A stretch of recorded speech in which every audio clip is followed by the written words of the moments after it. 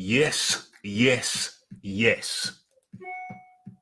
We are live and you are in tune to, I'll get this thing off here, Boxing Talk with Rafi. And actually it's not, it's Ask Rick. That's why Rick's here. It's Ask Rick. And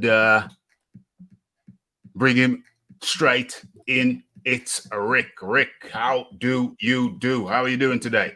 Good, Ralph. Having a wonderful day. COVID's seeping back in here in America. I mean, the stock market went down 350 points today. I mean, it's a wonderful day. It's cold out. I'm wearing my sweatsuit. I'm taking my wife to dinner shortly. And we just celebrated our 7th anniversary on Sunday.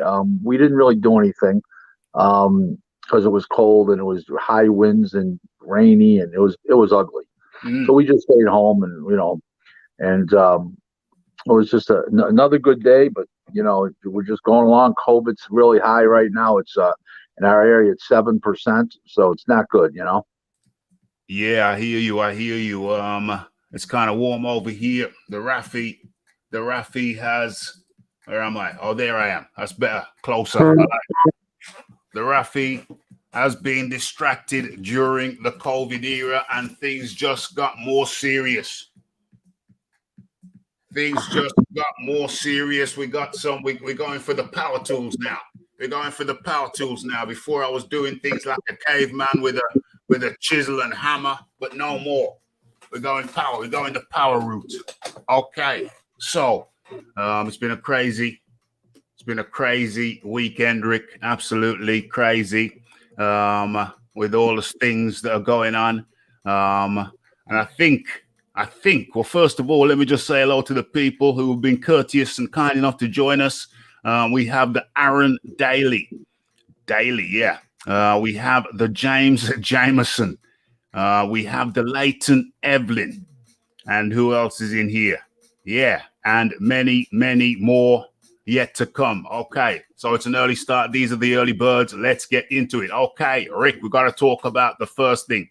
And that is Crawford versus Kell Brook. Yes. I mean, it turns out that Kell Brook's a hell of a salesperson. He had everybody convinced that he was going to win, that he looked great in sparring, looked great in the gym, felt great, looked great, and as soon as he got clipped for the first time in the fight, he went away like a wilted flower. Yeah. I mean, it was pretty sad. I mean, he showed no punch resistance at all. Because remember, up until that point, Crawford basically hit him only with jabs and moved around a lot, body shots. As soon as he touched him to the head one time, that's all she wrote for Kell Brook. Dime. It was, it's pretty much, that's it in a nutshell. Let me turn myself up in the cans. That's it in a nutshell. First time he got clipped properly, it was game over.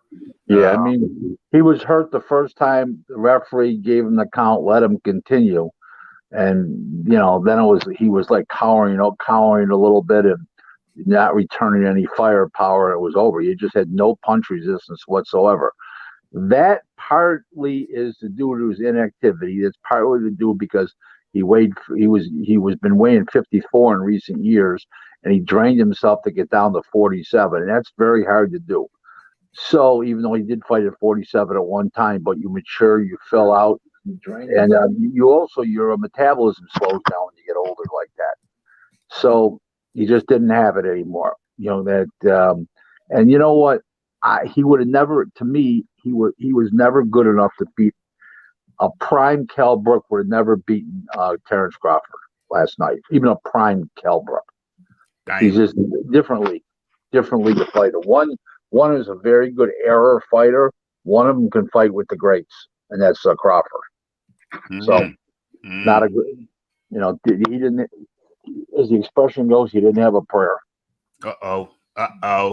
Okay. He didn't even have a prayer. I'm sorry. Okay. So, happy anniversary, happy wedding anniversary from me and everybody at the Combat Radio.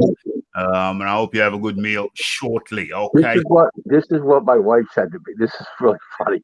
So a little after 12 o'clock at night, after the anniversary day was over, I says, honey, I says, what do you think now? She says, start working on your 8th year. Start trying now. Pick up your game, Rick. Pick up your game.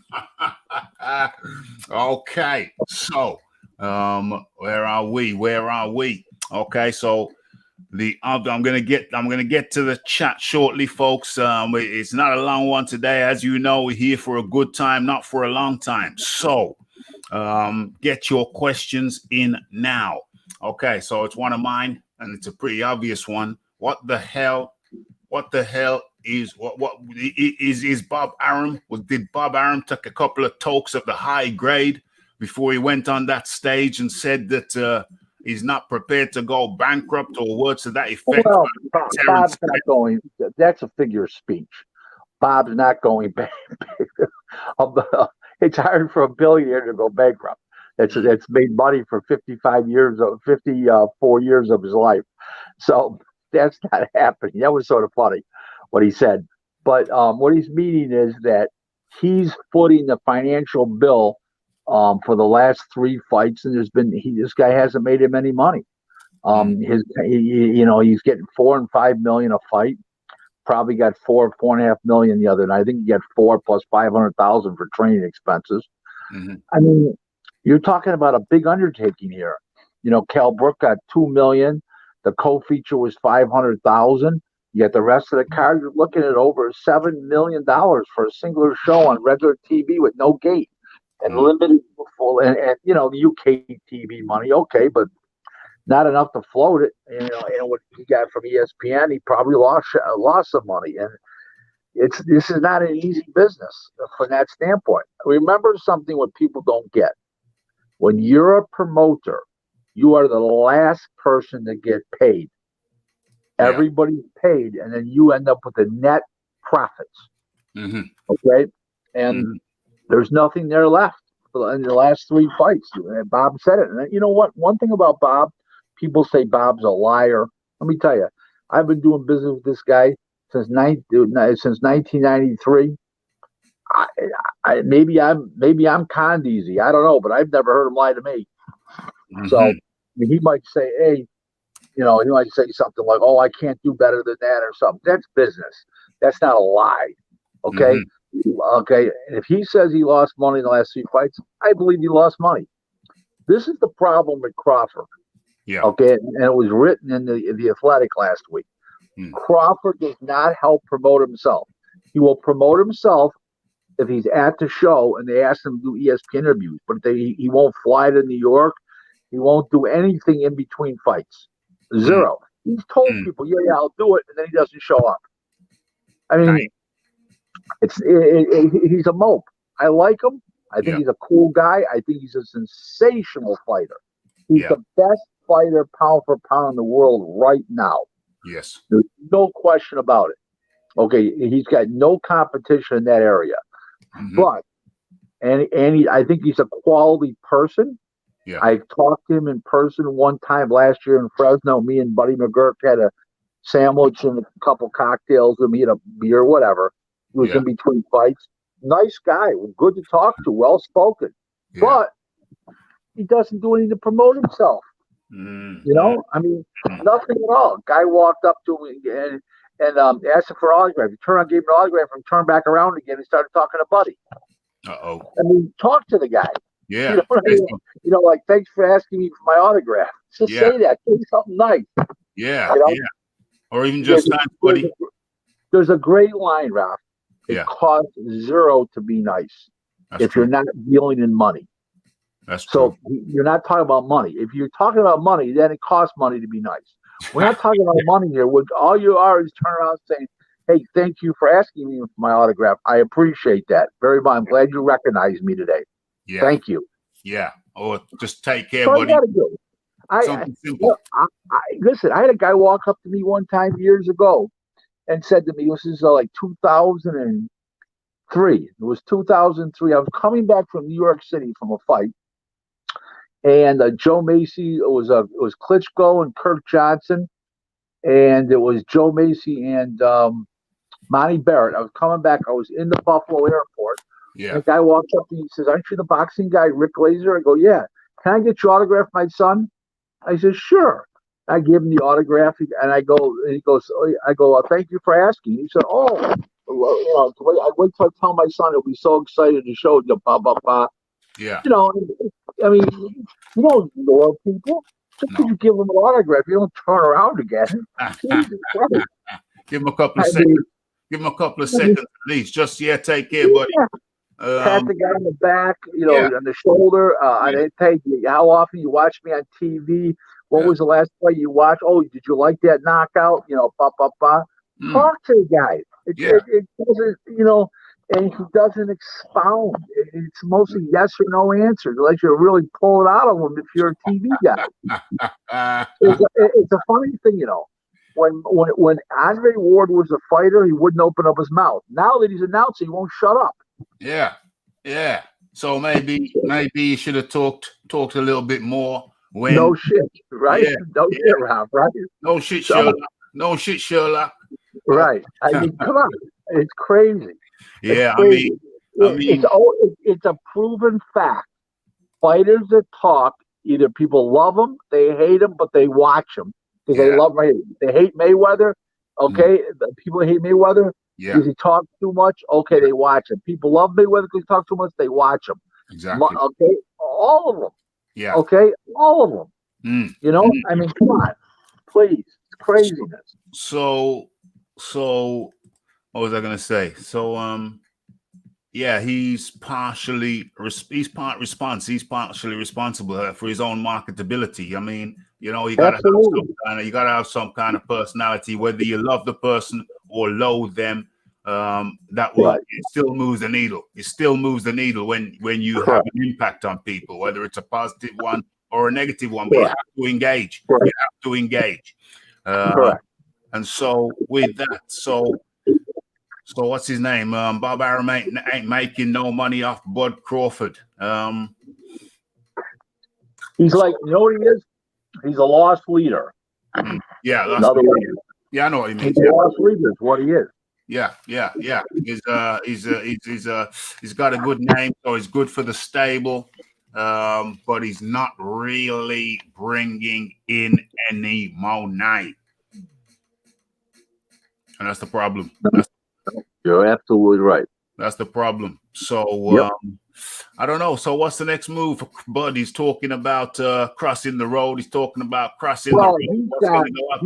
He's got his actual contract runs till next October. Yeah. Plus, you got to add 4 months for the pandemic, and because he refused to fight earlier this year because he didn't want to fight in front of no crowds earlier when he thought it was just going to be a temporary thing. Little did he know it's going to last this long. Now it's getting worse again. Yeah. So he's got till February of 2022. Mm-hmm. So, who knows what Top Rank's going to do with the next 2 years, the next 2 fights. They got 2 more fights to go this year. Yeah. And that's it. Maybe he'll work a deal and Heyman will what's it called? What's the expression? Maybe he'll work a deal with Heyman, go fight Spence, and pay me now. And if you do fights 2 and 3 with what do you call it? You'll pay me for those, but you can have them. Yeah. You can have them. That's what I would do if I was Bob. Bob doesn't need them. Bob's got too many guys that are coming up in the stable right now. They're mega hot. Okay. First of all, is Teofimo Lopez is the obvious. Yeah.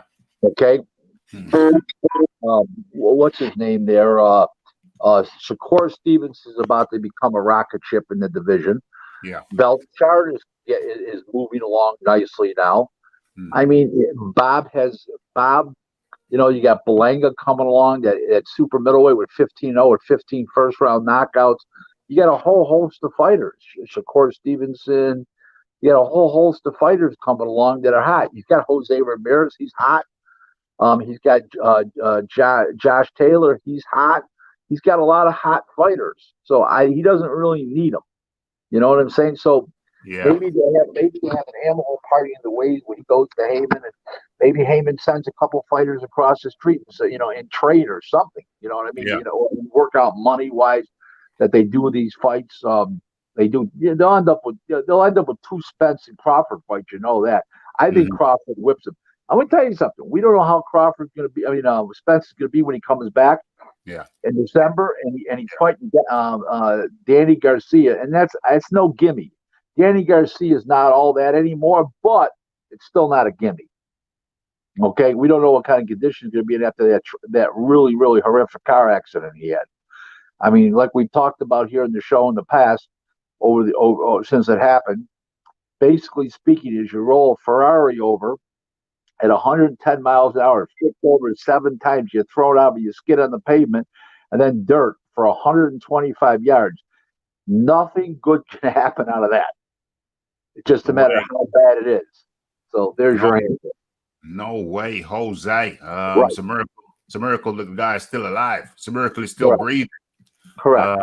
And I also agree. I'm going to get into the chat now. I also agree that it's going to be bigger problems for Errol Spence fighting Crawford than it is going to be for Crawford fighting Errol Spence. That's the way I see it. Right. Oh, there's no question. He's faster on his feet. This guy, faster hands. He's got a killer instinct.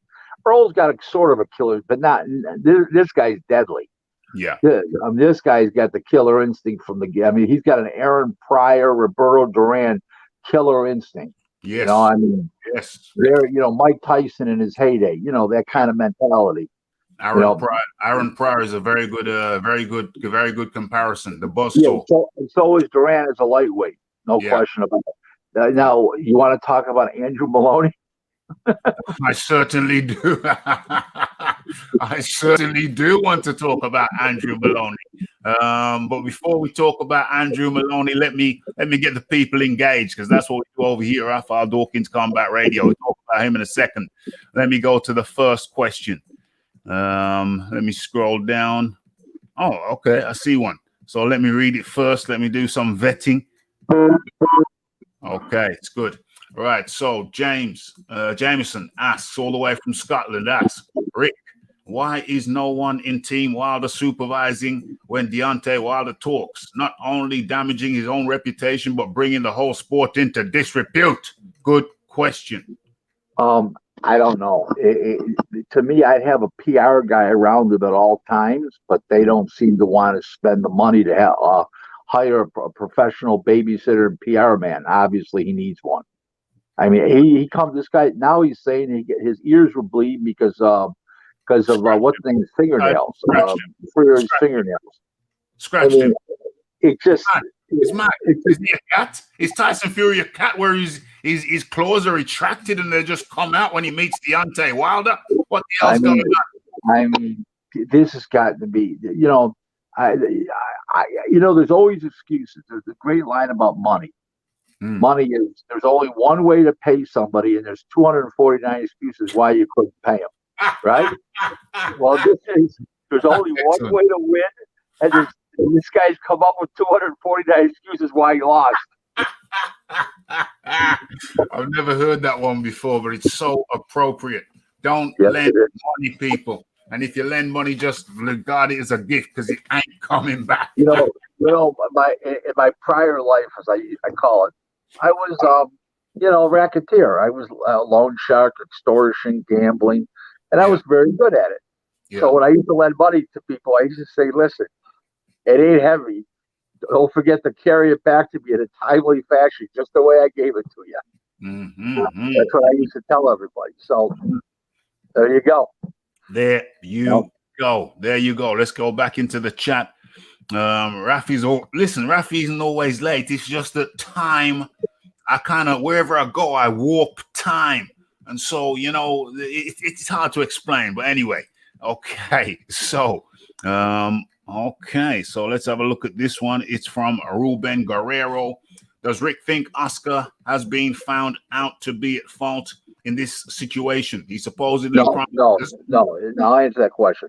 I've had on other shows. And to reporters, it's the Zone's fault this happened.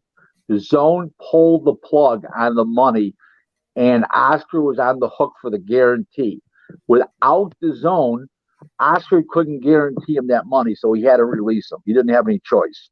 Okay, there's going to be a lawsuit over because of this Smith and this McCallum Smith fight with Canelo now. Nothing to do with McCallum Smith. Okay, but it's going to be a lawsuit over it. Oscar will win in court. They'll settle out of court. Oscar will get millions and millions of dollars. He was defrauded. This is fraud. This is conspiracy to defraud. This is unjust enrichment. This is everything. All these ugly things. Oscar will win this lawsuit. He will sue and he will win. Damn. Okay, so staying with Canelo, he's fighting Callum Smith next. You want to talk to us about that, Rick? I mean, McCallum Smith's a very tall guy, good puncher from Great Britain. Obviously, he doesn't have the power to keep to keep what's his name off for any long periods of time. Canelo will make adjustments because the guy is tall. Canelo's not a tall guy. He'll make adjustments and get himself in there. McCallum Smith's not necessarily really strong. Canelo is, and I think the body shots will take it away from take the game plan away from Callum Smith. And I think eventually he'll get stopped. He'll get left standing in front of Canelo, and then Canelo will completely go to work on him. Uh-oh. Okay, so yeah, I think that Canelo is going to win. The body shots, yes. Going downstairs, taking it downstairs. We saw what happened when he fought Ritson, and it's going to be similar but worse. But good luck, Callum Smith is a UK guy. We're supporting our UK guy, but get that paycheck, get a bigger paycheck as you can. But I think that Canelo is going to knock the snot out of Callum Smith. Okay, so let's keep into the chat. Let's keep the engagement high. Rafi with a jigsaw. OMG. Leighton Evelyn thought he was a sewing machine. I ship it to you. I ship it to you for your New Year's present, Leighton. I need some curtains. Okay. I thought it was a sewing machine too. OMG. Actually, Rafi did start a college course on tailoring. I wanted to learn to make my own clothes. I didn't stick it out though. Shame on me. Okay, so we got a couple of questions here. For one from Leighton Evelyn. Okay, Rick, will Fury fight Wilder next? I don't know. I'd be just speculating. What do I think? I think he will. Right. If Pulev beats Joshua, he will. Yeah, if Pulev beats Joshua, there's no money in a Wilder Pulev fight. So a Fury Pulev fight. So if Joshua wins. I don't know. I think he's going to fight. Something tells me he's going to fight Wilder. It's going to be such an easy fight, easier than the last time. So, yeah, it'll be like stealing, Yeah, that's what I think. It's going to be easier than the last time. I think Fury's mad enough now with all these excuses. He just wants to finish them off. Yeah. I think so. Yeah.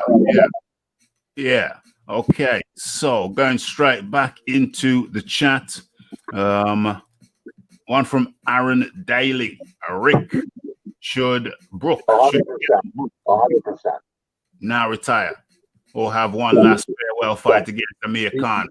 Nah, he's done. He's done. You know what? That fight has long passed his expiration date. Amir Khan's been out of the mainstream for a while now. And now this guy just got knocked out with the first good punch he got clipped with. Forget about it. Game's over. So, Rick, was the Crawford so good or was it Brook so bad? It was a combination of both. It was that Crawford is a bull constrictor, vicious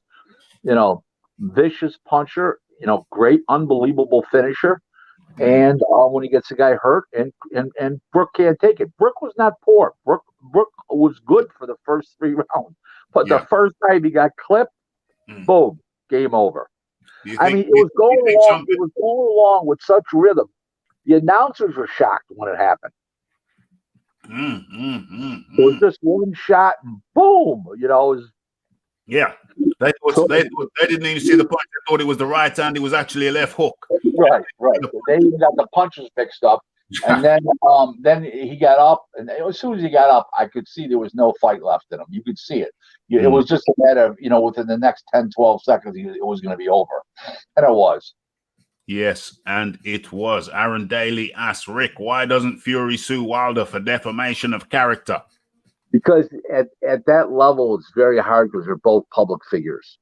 Now, if he's calling him gay or something like that, something really bizarre, or he was, or he's a transvestite or some kind of weird shit like that was out of the normal character of the sport. Yes, I would. Yes, but saying that they say that all the time. Oh, the guy's this, the guy's that, the guy, he put too much, tape on his gloves, not enough tape. I mean, on his hands, not enough tape.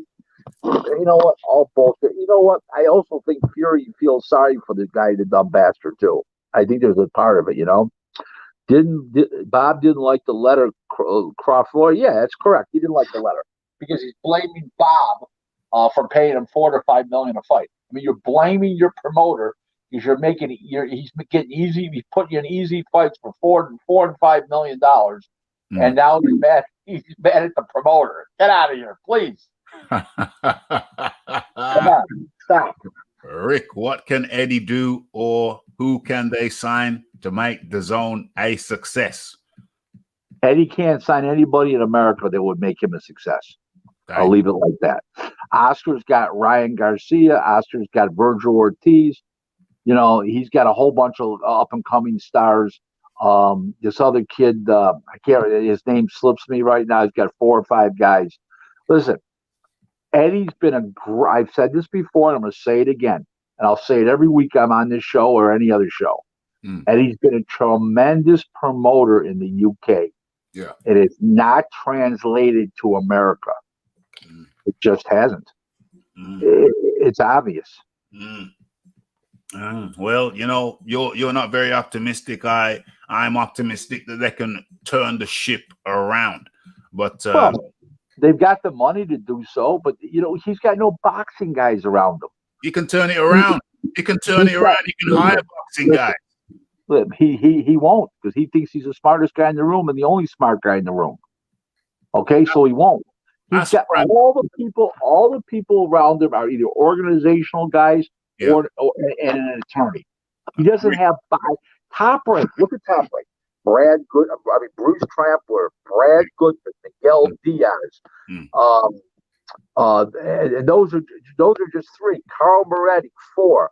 Brad Jacobs, 5. You got 5 guys there that know boxing from the ground up, from the 4-round fights, from the gyms. They really know boxing. I mean, you've got nobody there. Name me a guy besides Eddie that's a prospective Hall of Famer that works for Matchroom. Okay. Okay. Well, wait. Bruce Trampler's been in the Hall of Fame for 10 years. He works for Top Rank, and Brad Goodman's on the ballot. His protege now. Dang. I'm going to explain to you about boxing lineage. You ready? Yeah. Mel Weil was the manager of Rocky Marciano, and he was the matchmaker Madison Square Garden. When he's in the Hall of Fame, he turned it over to Teddy Brenner. He's in the Hall of Fame. Teddy Brenner turned it over to Top Rank when Brenner left the Garden and went to Top Rank. He turned it over to Bruce Trampler. He's in the Hall of Fame. Now, his protege, Brad Goodman, he's on the ballot. And I just voted for him. Yeah. Those are boxing guys. That's lineage. Eddie doesn't have anybody around him that's a boxing guy. His matchmaker is not a boxing guy. Okay? He's an opponent getter. Okay? When I went to work with on September 28th, working with Frank Warren Queensberry, okay? Yeah. When he called me up, he said, Rick, everybody tells me you're a top man.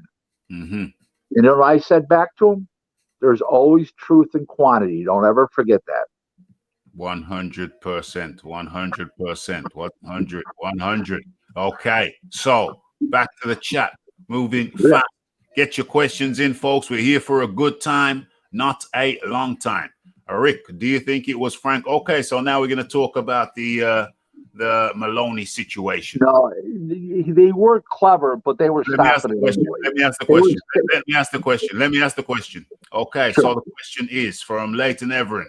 Rick, do you think it was Franco's team being clever, saying to the ref he can't see out of his eye because they knew the ref said it was a headbutt and they knew it would be a no contest? Well, first of all, Rick, set it up. Set up the scene. Set up the scene.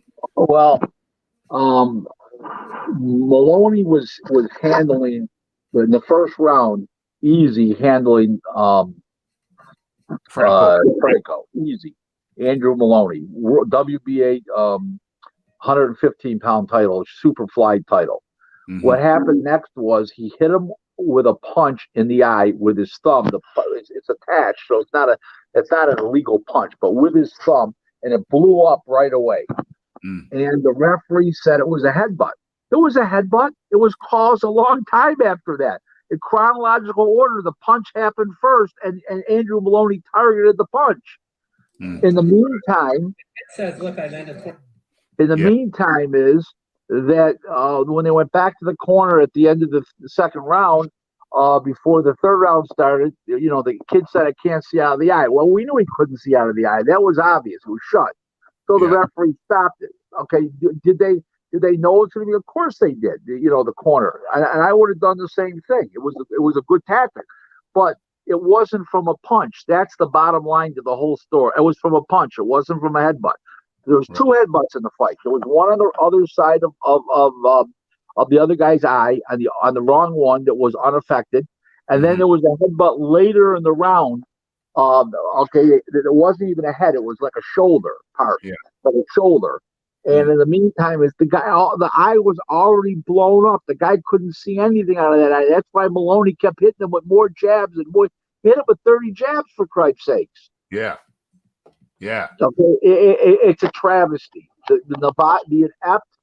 Okay, I'm not going to call them corrupt. I'll hold back on that. The inept, an aptitude of and there he is right there.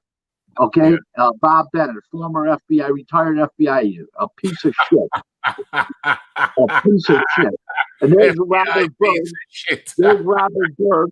He just got a fight. They didn't have to do a rematch because he fucked up a fight in Poland, a WBA World Cruiserweight title fight. Yeah, these guys don't know what they're fucking doing. They got no fucking clue. It's disgusting. He's up with the language, Rick. I don't want him to demonetize me, please. Sorry. No problem. The Nevada Boxing Commission needs a complete overhaul of the executive director and the referees and the judges. It's just awful. They're the worst.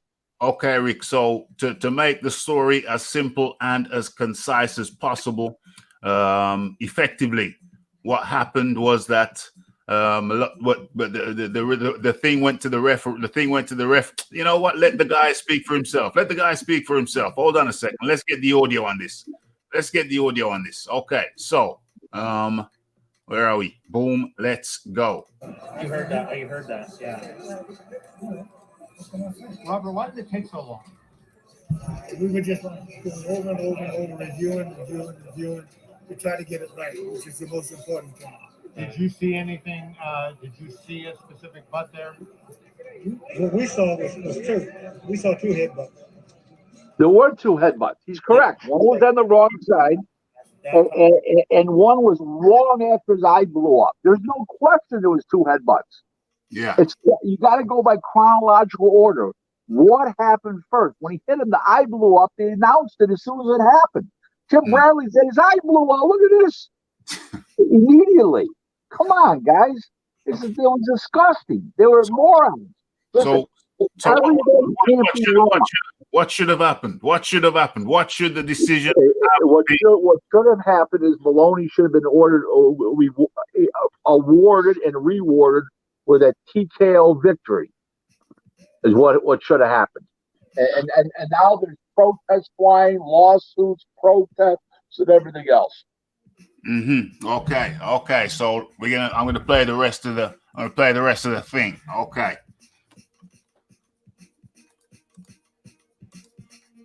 Probably led to swelling more than the headbutt.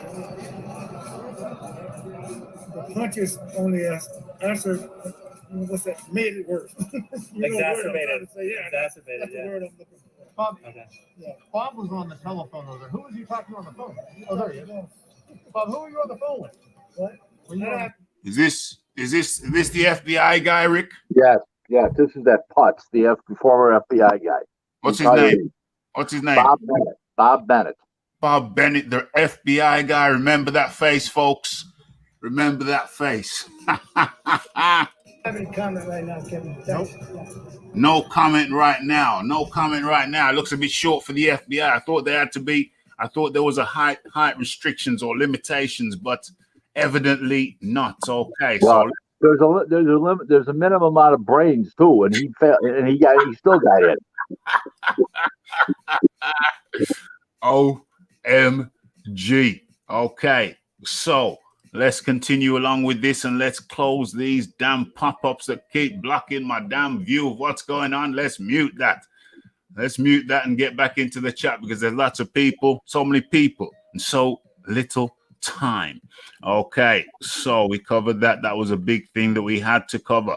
Will Crawford still make the same amount of money he's making now if he joins the PBC? Good question. No, he could make more money per fight because they're going to put him in. They'll put him in. They've got the guys to fight where he can make more money. The problem is you got to win every time out. If not, you go back to ground zero. Got to go back to ground zero. And where are we? Great show, Rick. As always.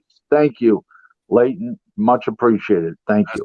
That's from Leighton Evelyn. Great show, Rick. Honest opinion as always. So much appreciation to Leighton Evelyn for showing. He must have liked when I called the FBI agent all those names. I think everybody liked that, Rick. Everybody liked that. Okay, so super chat dominator Leighton Evelyn, making the chat litty just the way we like it. Much appreciation to you. And in comes the man like the Iron Kong from over there in St. Kitts in the Caribbean. We're worldwide, Rick. We're worldwide.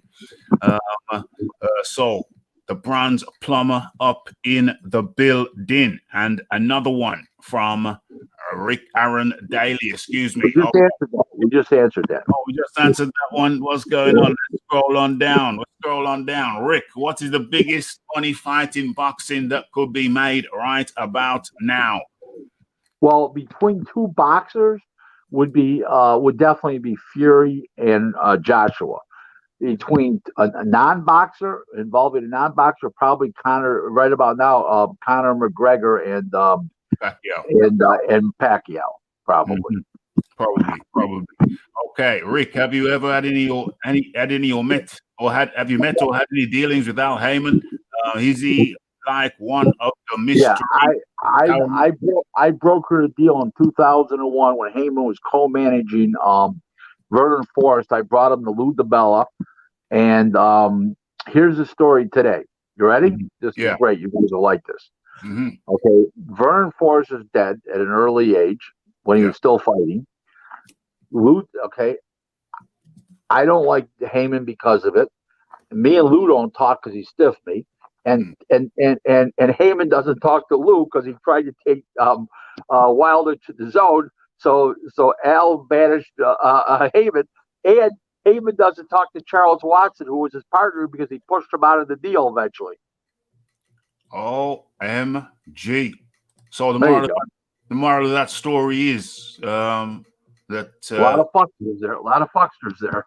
Oh, okay, hustlers. Snakes in the grass. Oh. Well, okay. So what's this one here? Rick, what is the biggest money fight for Wilder right about now? A rematch with Fury. That's the only thing the fight the people will accept where Wilder can make a lot of money is a rematch with Fury. So yeah, that's why he's going so hard on it. He's going so hard, Rick. Now that we've brought up Wilder, hello Marla or Steven up in the building. Now that we've brought up Wilder, it would be remiss of me not to mention the Brian Costa podcast, the interview we did with Deontay Wilder. I'll be doing more videos on that podcast because there was some gems in there. But one of the things he said was that Brian Costa asked him, "Who would you like to fight next?" And he said, Dillian White. No, he said, "Who would you like if you had three choices? Your three next opponents. Who would they be?" And he replied, Dillian White, Dillian White, Dillian White. Now, I found that rather remarkable since he's been talking about Dillian White's not this, Dillian White's not that, Dillian White's not worthy. And now all of a sudden, after he gets knocked out by Povetkin, he's talking about Deontay Wilder saying he would love to fight Dillian White. What do you make of that? That's just what you said. Now that you saw he's beatable, he doesn't have a great chin, and he can knock him out. Yeah, I mean, it's easy to say now. Where were you 3 years ago, 2 years ago, and a year ago? Hiding under the bed. OMG, hiding under the bed. Terrible, disgraceful. Rick, what do you think will happen in the mediation with the Fury Wilder? Well, there is no mediation because the contract expired. So it's a lot in the contract. It says mediation.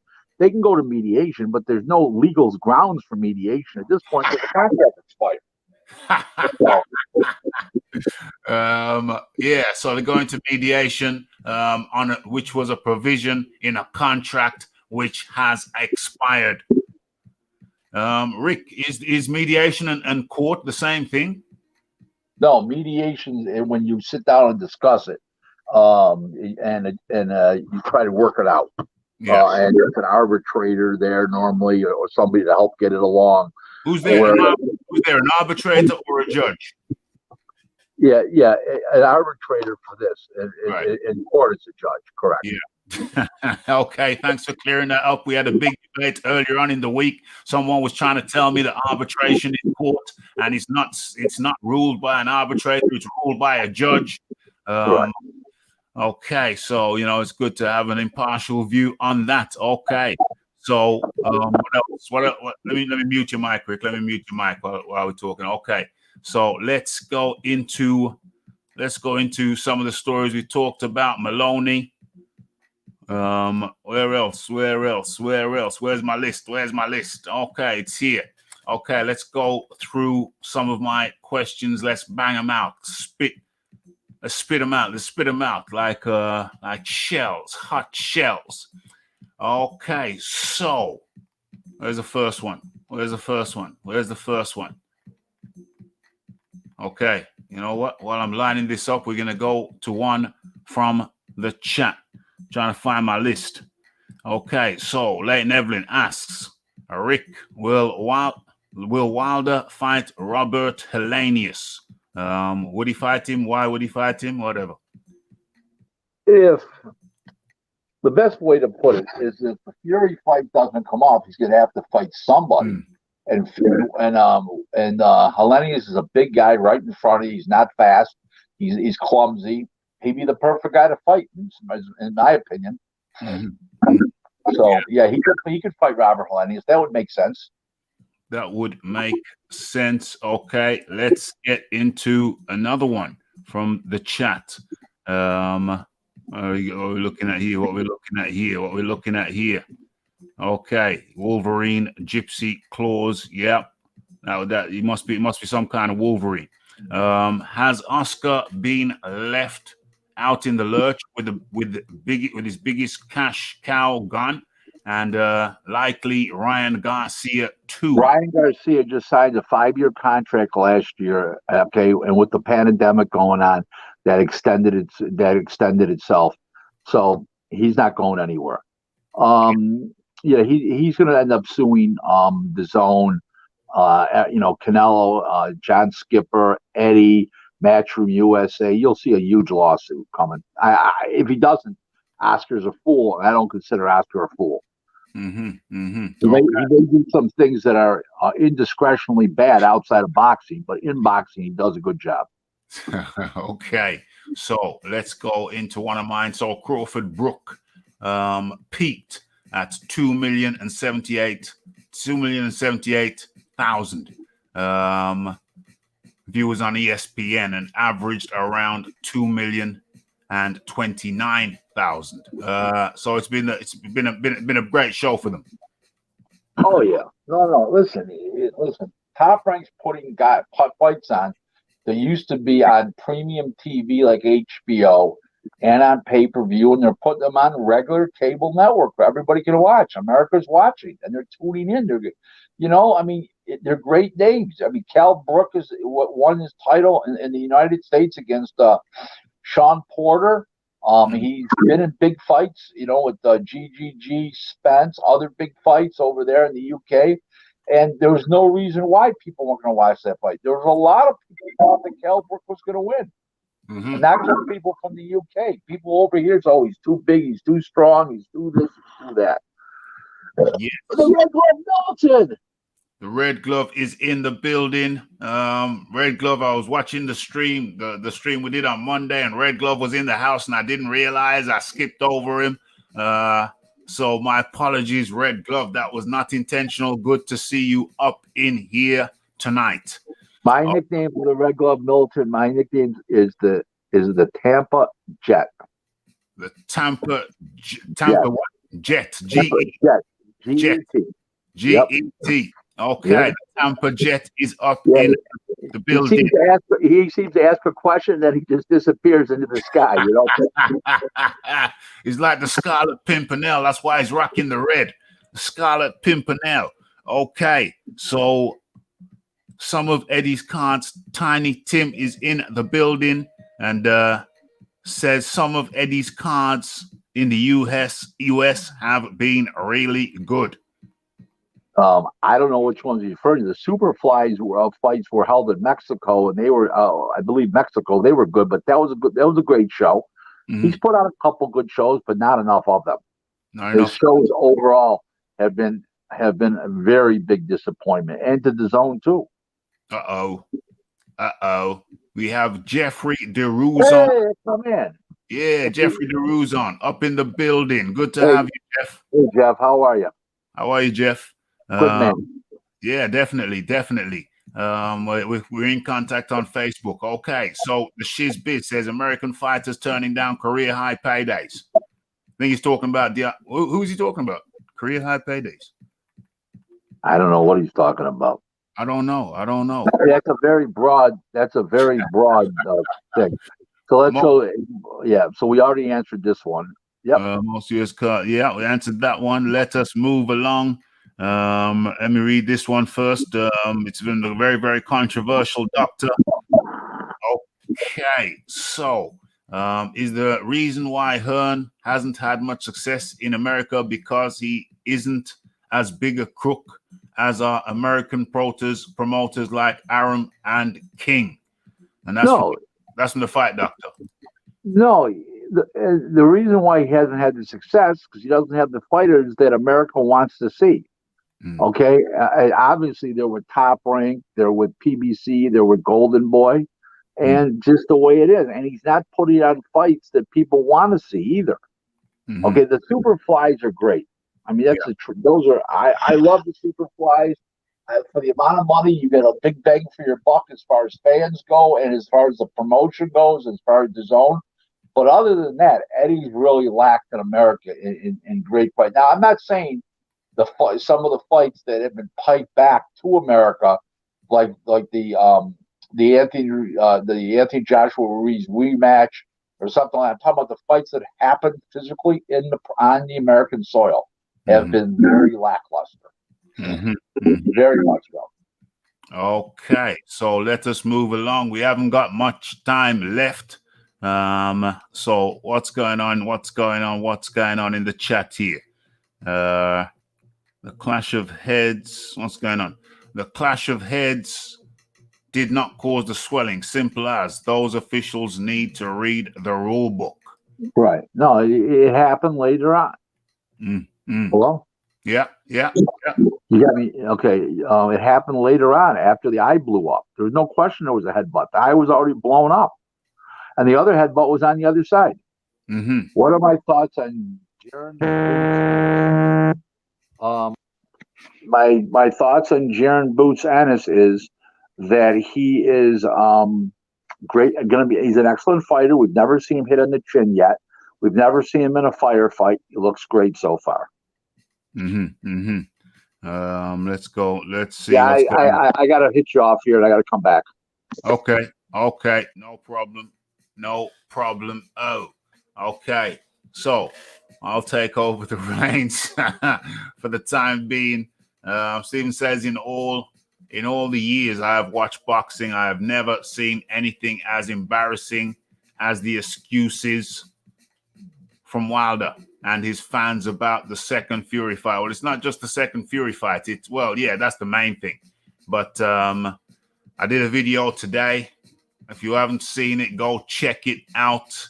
When Deontay Wilder goes in on Dillian White, talking about, he said that I was fighting Ortiz, a 41-year-old, and then he goes and gets knocked out by a 41-year-old.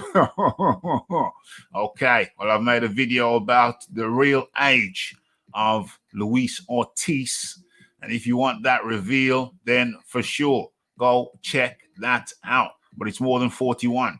That's a clue. And it's got 5 in it. There's 5 in the number. Do the math. Okay. Boom. We got Rick. Okay. So I'm going to mute you, Mick, while I'm talking. And then I'll come to you. Okay. So let's go to the next. Oh, yeah. Let's ask that question. Let's ask that question. In all the years I've watched boxing, I've never seen anything as embarrassing as the excuses from Wilder and his fans about the second Fury fight. Rick Glazer, what's that you? Terrible, disgusting, fucking ridiculous. It's just, it's laughable. I mean, it's comical. It's a joke. It's terrible. You lose. A guy could have an excuse like, you know what? Wasn't 100% tonight. I was lethargic. Those are real excuses. I get that. These are just made up cockamania bullshit. Totally ridiculous. It's embarrassing to the sport. Utterly ridiculous. Okay. And Aaron Daly says, I'm going to mute you for a second there. Aaron Daly says, you hear that, fight doctor? Mediation and court are not the same thing. Lol. And Leighton Evelyn follows up, rough. The duck still won't have it. I'm going to drum it into the fight doctor's cranium. I will not stop until the fight doctor comes on and apologize for such cockamamie theory. I will not stop. I'm going to drum it in his head. I knew that Rafi would ask about mediation. He's got arbitration mixed up with as part of like a court. Instead of going to court, they go to arbitration. Okay, mediation is different. Yeah, completely different. I will continue that discussion with the fight doctor at some point. I'm going live on Friday, so you know where to find me, the fight doctor. Okay, but let's get into another question. We've got 5. We got about 8 minutes left, 7 minutes left, so we're gonna finish on the hour. Oh, we're just gone past the hour anyway. We got 7 minutes left. Oh dear. Okay, Rick's laughing at me, but it's okay. Lol, it's all good. Okay, let's get into a question. Hold on, Rick. I can't hear you. I had you muted. Say that again, Rick. Say that again. Are you having trouble adding and subtracting? Well, there's the clock, and there's the timer, and they got 2 different things. Okay. So let's move on. I'm going to mute you, Mike, Rick. I'm going to mute you, Mike, for a second.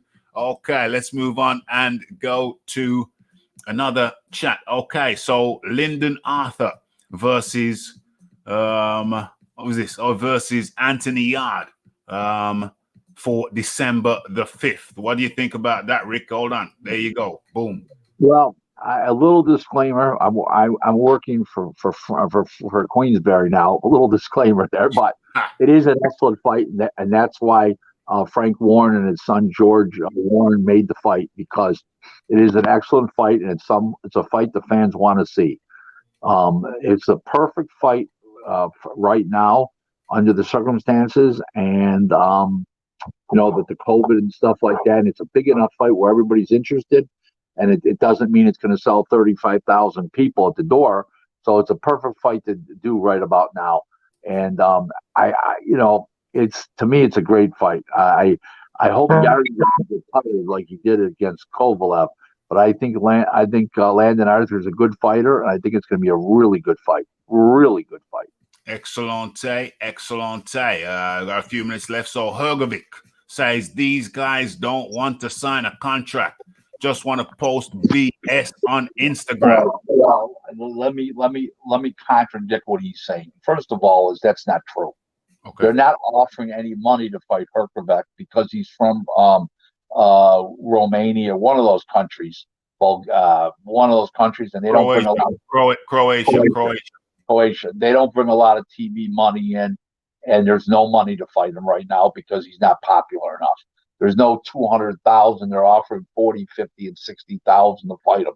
So he's partially right, but also you got is mitigating circumstances there, and those circumstances are very clear. So there's your answer. Okay, so let me mute your mic for a second there so I kill that background noise, and we continue. Next question. Eubank Jr. eyes a December return middleweight title fight. What? Oh, December return, and then a middleweight title fight in 2021. Rick Laser. I mean, he's been there, done that. He's failed in big fights. Maybe he's going to improve 10%, 12% under Roy Jones, maybe 15%. But I don't think that'll. I don't see him being a world champion unless he really fights somebody lame. He's not going to beat that. He's not going to beat any of the current guys. He's not going to beat DTG. He's not going to beat Charlo. He's not going to beat those kind of guys. No way. No way.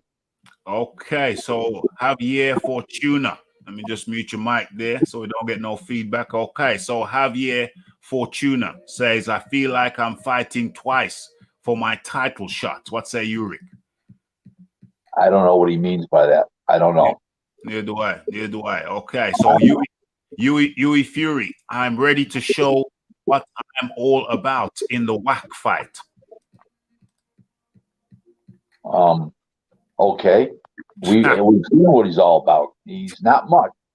At one time he had fast hands and placed his shots very accurately, and in recent fights he's been very sloppy. Yes. So he's gonna go off as Tyson Fury's cousin.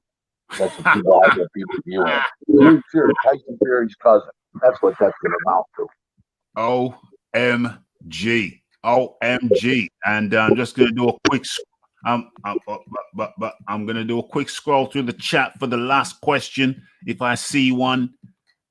Okay, I've come across one. Okay, so it's from Aaron Daly. Rick, is Glovkin going to fight again this year? What's going on with him? They think at the end of December, in those last 2 weeks, he might in the last 10 days he might fight, but if not, it'll be in January. If not, it will be. I think with Canelo coming on now, the 19th, and moving the Ryan Garcia Campbell fight to the 26th of December, I could see him fighting the first couple days in January, first 10 days in January. First 10 days in January. Okay, so the last question, I'll just mute your mic there. Boom, excellent take. So last question is going to come from me. Rick, I listened to the Brian Costa interview with Deontay Wilder. I recommend everybody do that. I recommend everybody check out my video on the topic that I just released today. But the one thing that struck me throughout it all is that Deontay Wilder rarely mentions, of all the people he mentions, he rarely mentions Anthony Joshua's name. Why is Deontay Wilder so wary of Anthony Joshua? Why? It's self-explanatory. Explain. listen, Fury's not the greatest puncher in the world. Right. And okay, it looked like Fury did to Wilder. Imagine what a strong guy who could really bang like Joshua would do to Wilder. Whoa. Uh-oh. Uh-oh. When that fight got over, he's going to say he had lead weights in his hand or bats attached to his gloves or some goddamn thing. He had explosives. He had explosives in his gloves. He's gonna say it was an unfair fight because, as we all know, Joshua came into the ring and he had dynamite in both hands. Anyway, Rick Glazer, it's been another fantastic show. It's been sharp and concise. And I think we've managed to bang it out in 1 hour flat. So you can get up and go and have your anniversary meal with your lovely lady wife. Give her our deepest regards. No, it's not an anniversary meal. Just getting out of the house and getting some fresh air and going to get something to eat. It's not. Sunday was the anniversary, and that was that. Phil Carl Roberts, great show. Thank you very much. 100%. I have a quick announcement to make. Yeah. Okay. Yeah. I really enjoyed this show, and I will be back next week. There we go. There we go. We got a promise from Rick Glazer. Back next week, same time, same place. Rick, go and enjoy yourself, my friend. Go and enjoy yourself. Thanks for having me. Excellent. Okay, so that was the Rick Glazer. Thanks, guys. Love the Ask Rick show. Absolutement. And don't forget about the Monday show and the Friday show. Aiming to give weapons of mass destruction in his gloves. Aiming to bring to you the finest in sports entertainment right here. It's the Raphael Dawkins. It's the Combat Radio. Look out for the videos. And for sure, hit that like button, hit that subscribe button. Don't be afraid to tell a friend, to tell a friend, to tell a friend. Spread the word. Something's good happening. Something's in the air. And it smells like orange zest. It's the Raphael Dawkins. It's the Combat Radio. It's the Ask Rick. And it's the smash that like button, smash that. Yeah, I'll smash all the good buttons. The only thing left for me to say is blessed.